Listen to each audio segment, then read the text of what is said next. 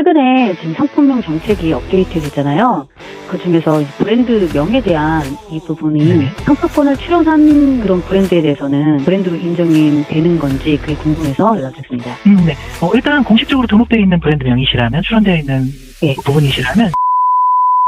안녕하세요. 20년차 오픈마켓셀러 일렌입니다. 최근 11월 6일 쿠팡 상품명 정책이 바뀌었는데요. 이 부분에 대해서 논란이 많습니다. 그리고 자칫 상품명 정책대로 준수를 안 했을 시에는 판매 중지 혹은 계정 정지도 당할 수 있어서 이번에 바뀐 것들이 어떤 것들이 바뀌었고 상품명 등록 시 상품명을 어떻게 작성해야 되는지 꼭 유념해야 되는 부분들을 파악하시고 상품을 등록하셔야 됩니다. 특히나 논란이 많이 되고 있는 부분이 우리가 쿠팡에서 차별화를 주기 위해서 판매자별로 브랜드명을 적거나 아니면 상점명을 적거나 하는데요. 이 부분에 있어서 우리 판매자들의 브랜드를 넣어도 되냐 안 되냐 의견이 아주 분분하거든요. 제가 여러분한테 아주 정확한 정보를 전달드리기 위해서 담당 BM부터 판매자 콜센터 등등 아주 정말 수십 번을 전화를 해서 이 부분 아주 명쾌히 제가 확답을 받아왔으니까요. 이번 영상 꼭 끝까지 다 들으셔야 판매 중지 혹은 계정 정지가 되는 불이익을 당하지 않을 수 있습니다.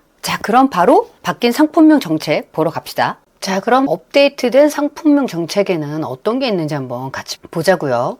자, 첫 번째 적용 범위는 모든 판매자와 모든 상품에 적용이 된다고 해요. 당연하겠죠. 그 다음에 두 번째, 이제 필수 상품명 요건이 생겨났습니다. 전에는 권장사항 이 정도였다면 이제는 필수로 이렇게 지켜라. 이렇게 지키지 않으면 여기 보시면 미준수 시에는 제재 조치를 취할 거라고 합니다.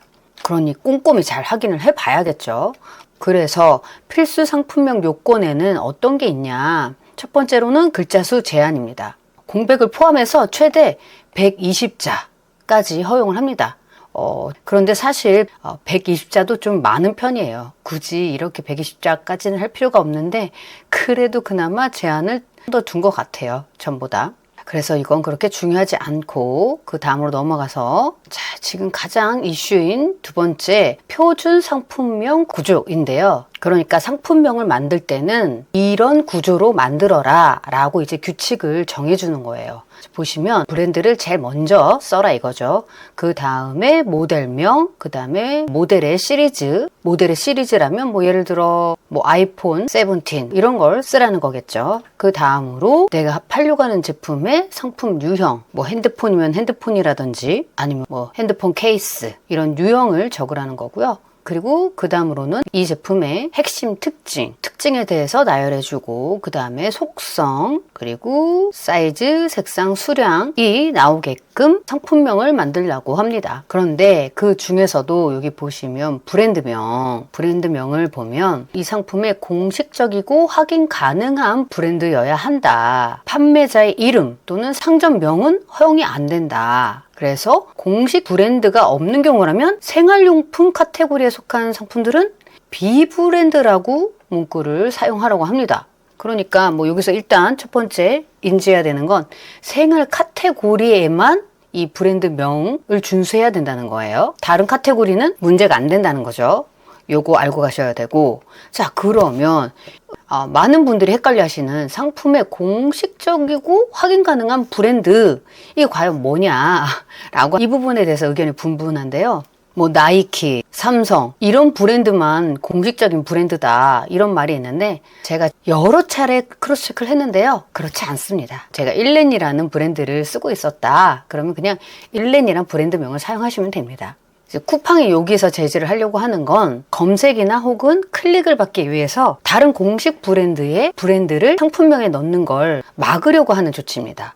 그러니까 내가 운동화를 팔려고 하는데 나이키도 아닌데 나이키 넣지 마라. 이거입니다. 근데 솔직히 이 부분 제가 계속 몇 번을 확인하고 크로스 체크했는데 그것도 살짝 못 믿어서 저는 이렇게 합니다. 어느 카테고리에도 속하지 않는 특성을 가지지 않는 그런 색깔이 없는 브랜드 네임을 만들어서 상표권 출원을 하는 거죠. 그래서 어떤 제품이든 내 상표권이 있는 브랜드명을 넣어서 사용하시면 됩니다.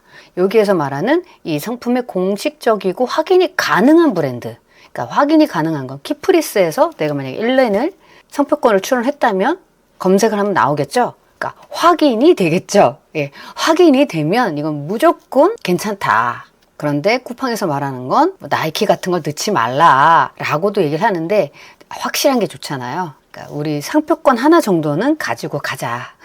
네, 이제 앞으로 차별화를 위해서, 그 다음에 내 제품을 지키기 위해서라도 상표권 하나 정도는 있으면 든든해지겠죠. 자, 그래서 예시를 보면 쿠팡에서 말하는 이 부분이 나옵니다. 비브랜드 5중 면도날 질레트 호환용 10개. 딱 보시면 비브랜드를 안 적고 그냥 5중 면도날 질레트 호환용 이라고만 보시면 누가 봐도 그냥 질레트 제품 같잖아요. 그쵸? 그런데 사실은 그냥 호환용 제품인 거죠. 그래서 이럴 때는 비브랜드라고 넣어라 이거죠. 이해되셨죠? 네, 제가 참 이해 잘 되게 알려드려요. 네, 요런 걸 방지하고자 하는 거니까 그렇게 겁먹으실 필요가 없습니다.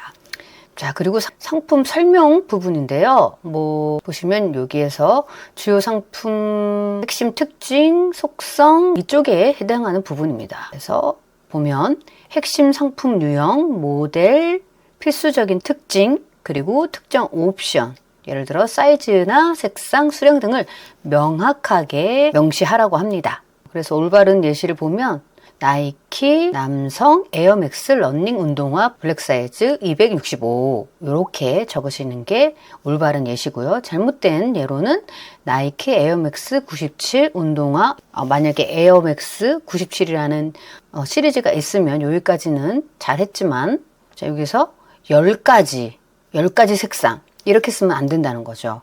뭐 화이트면 화이트. 그런데 10가지 있는 색상이 있는 제품이다.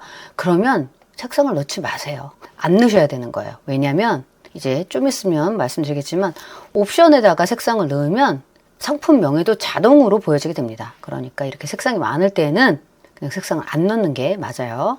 그 다음에 증정이란 문구 넣으시면 안 되고요. 이 상품의 특징이나 속성에 해당되는 게 아니죠. 그래서 넣으면 안 되고요.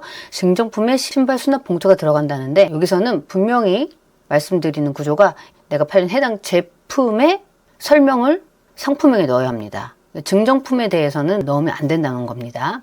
뭔가 하나라도 차별화를 위해서 뭐 증정, 뭐 사은품 이런 문구 넣으시는데 그런 거 잘못 넣으시면 판매 중지될 수 있다는 거 명심해 주세요. 넣지 말아 주세요. 자, 그리고 3번 금지된 특수문자. 뭐 이거는 이제 많이들 안 쓰실 것 같은데 아직도 그래도 잘 모르시는 분들은 쓸 수 있을 것 같아요. 이런 특수문자 또는 기타 비영문자나 기호를 꾸밈이나 강조로 사용하면 안 됩니다. 하지만 예외가 되는 게 있어요. 공식 브랜드명 또는 모델명이 실제 포함된 경우에는 예외입니다. 그럴 수밖에 없겠죠. 예를 들어 딱 나왔어요.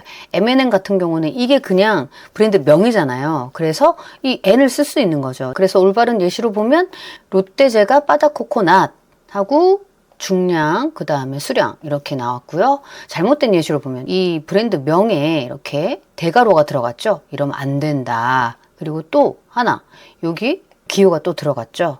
이러면 안 된다. 자, 네 번째로 단어의 반복. 우리가 막 검색 많이 되게 하려고 옛날에 좀 유행하던 패턴인데, 내가 트레이닝 바지를 팔고 싶은데 뾰족하게 사람들이 검색했을 때 나오게 하고 싶어서 트레이닝 바지, 트레이닝 팬츠, 트레이닝 통바지 이런 식으로 상품명에 계속 넣으면 안 된다는 거예요. 지금 보면 트레이닝이 계속 들어갔고 또 바지도 중복이 됐죠. 이러지 말라. 왜냐면 쿠팡 로직은 반복해서 쓸 필요가 없기 때문이에요. 그냥 좀 전에 나열했던 트레이닝, 바지, 통, 팬츠 이런 식으로 각기 다른 키워드를 넣으면 이걸 다 조합해서 검색이 될 수 있게 만드는 게 쿠팡의 로직이거든요. 그러니까 굳이 같은 단어를 쓸 필요 없다. 같은 단어 쓰면 보기가 안 좋다. 단어의 반복 보면 특정 단어 그러니까 일반적인 전치사, 관사, 접속사 등은 제외를 하고요. 특정 단어는 상품명이 2번 초과하여 반복될 수 없다. 2번 이상 쓰지 말라는 거예요. 올바른 예시를 보면 롯데제과 똑같은 거 있네요. 롯데제과 바타코코넛 100g 6개 들어갔는데 잘못된 예시가 좀 이상하네요. 2번 초과하여 반복될 수 없다고 했잖아요. 그러면 2번은 써도 된다는 건데 일단 얘가 잘못된 것 같아요. 뭐 예를 들어 롯데 바다코코넛, 롯데제과, 롯데 웰푸드 이렇게 되면 안 된다. 이렇게 됐어야 되는데 뭔가 예시가 잘못된 거. 어떤 느낌인지 아시죠? 2번 이상 반복을 하면 안 된다.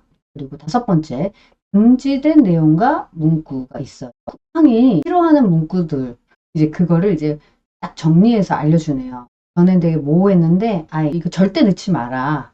이렇게 얘기를 해주니까 저는 오히려 더 좋은 것 같아요. 그러면 프로모션 또는 주관적인 표현으로는 무료 배송, 할인, 세일, 최저가, 특별가, 한정 수량, 신규, 최신, 인기 상품, 홈쇼핑 히트, 1+1 판매, 지금 구매와 같은 홍보성 문구, 그리고 고급, 고품질, 공동 포장, 그리고 균일가, 대박 특가, 득템 찬스, 마감, 막판 특가, 매장 운영, 모음전, 본사 정품, 신상, 실속, 에디션, 예랑, 예랑은 뭐죠?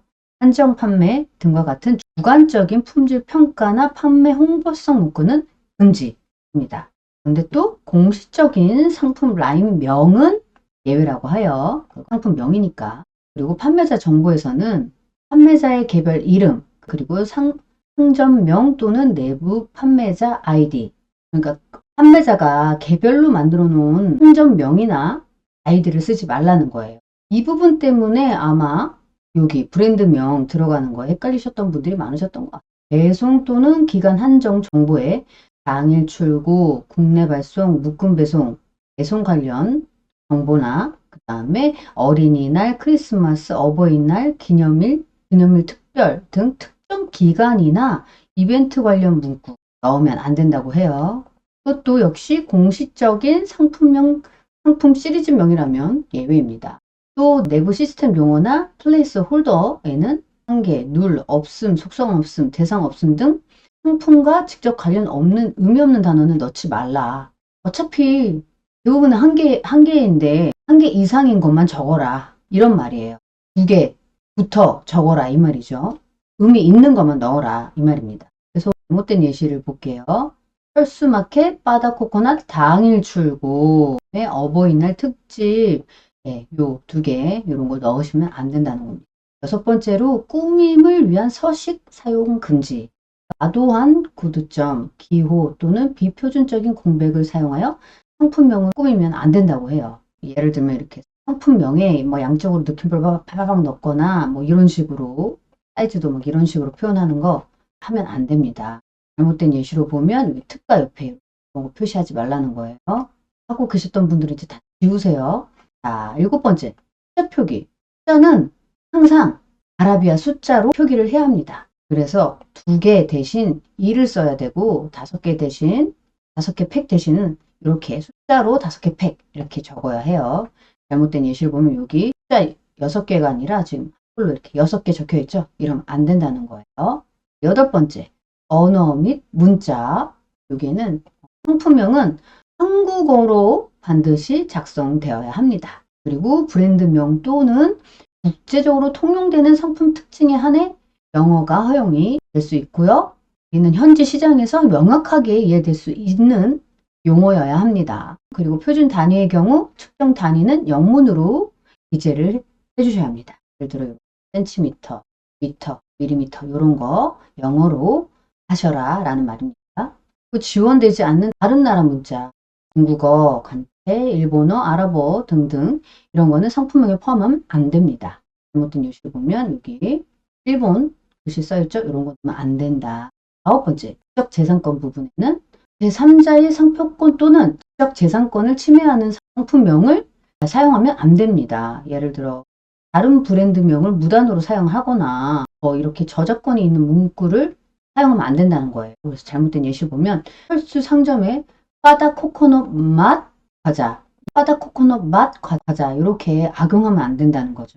이렇게 해서 9가지의 필수 상품 요건에 대해서 알아봤고요. 다음으로는 권장사항, 필수는 아니에요. 권장사항 및 가이드라인인데요. 최적의 상품 노출 및 고객 경험을 위해 적극 권장되는 사항이라고 해요. 보면 첫 번째로 간결성 유지. 최대의 글자 수 제한이 있지만 아까 앞에서 말했듯이 120자 수가 있지만 모든 언어에서 모바일 가독성 향상을 위해 80자 이하의 상품명을 목표로 하는 것이 좋다.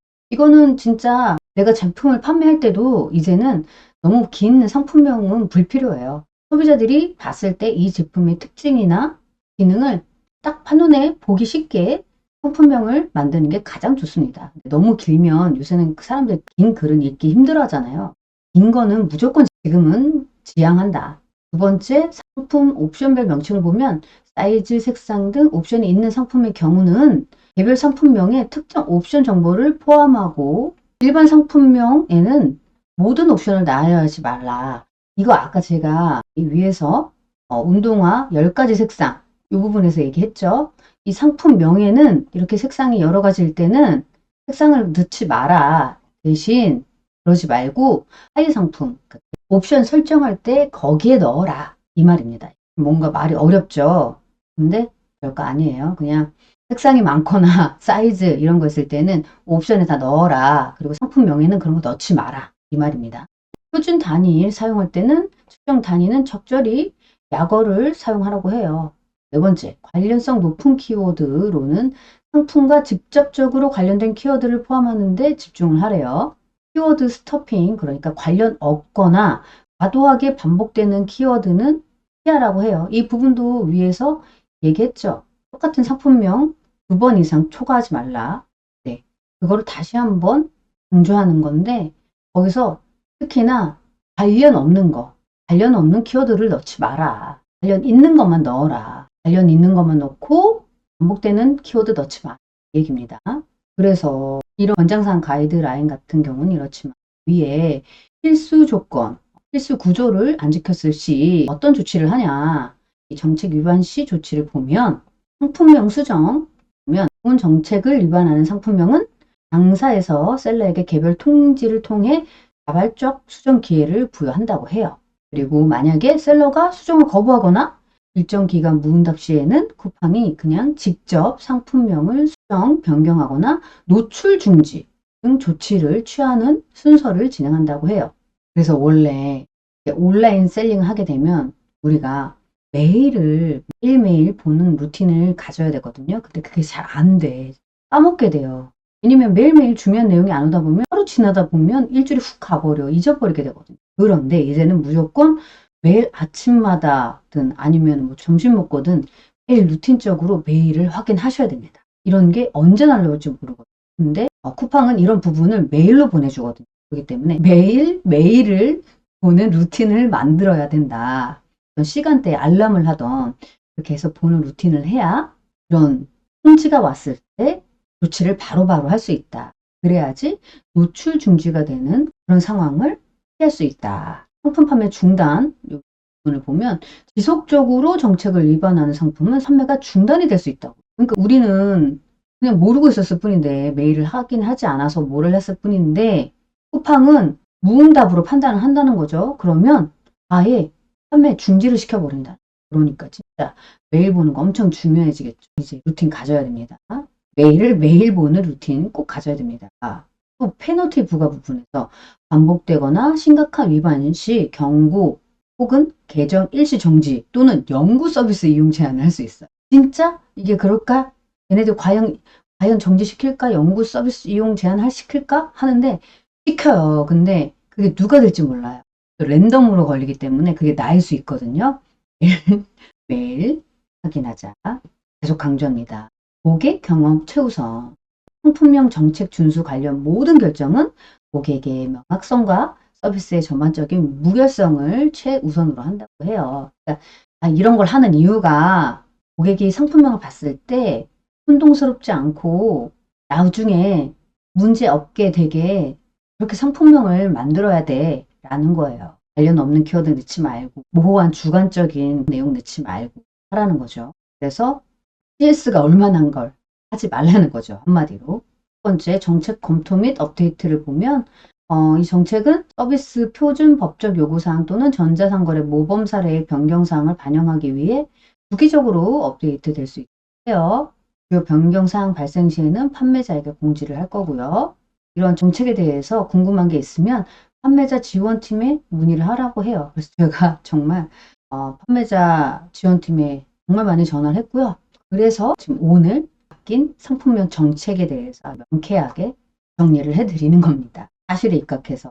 일단 상품명 이렇게 해도 되나 저렇게 하나 이거 어떻게 해야 되지? 갈피가 안 잡히셨다면 이번 영상 보시고 개념 정리 딱 자, 이제 상품명 정책에 대해서 명확하게 개념이 잡히셨죠? 쿠팡은 플랫폼의 품질을 개선하기 위해서 썸네일과 상품명을 소비자들이 보기에 가독성이 좋고 정리되어 보이고 퀄리티가 좋게 개선하기 위해서 애쓰고 있습니다. 그래서 우리는 이 정책에 따라가야겠죠? 오늘 영상이 좋으셨다면 구독, 좋아요, 알림 설정 잊지 마시고요. 상품명 잘 입력하고 있는 것 같은데 노출이 잘 안 돼서 매출이 잘 안 나오는 것 같다. 썸네일도 어떻게 해야 클릭을 부르는지 정말 감을 못 잡겠다. 그러신 분들은 저희 일렌 아카데미에서 진행하고 있는 로켓크로스 멘토제 그룹 스터디를 진행하시면 지금 겪고 있는 문제를 한 방에 명쾌하게 해결해드리고 또 올바른 방향으로 갈 수 있게 여러분보다 먼저 성과를 낸 선배 멘토분들의 피드백과 또 같은 목표를 갖고 있는 동기들과 한 팀이 돼서 8주라는 시간 동안 엄청난 성장을 할 수 있으니까요. 혼자 하시기 힘드신 분들은 본문이나 댓글에 링크를 올려드릴 테니까요. 꼭 참여하시기 바랍니다. 저희 시스템 안에 들어오셔서 든든하게 그리고 재미있게 온라인 셀링 하시기 바랍니다. 그럼 다음 영상에서 또 만나요. 안녕.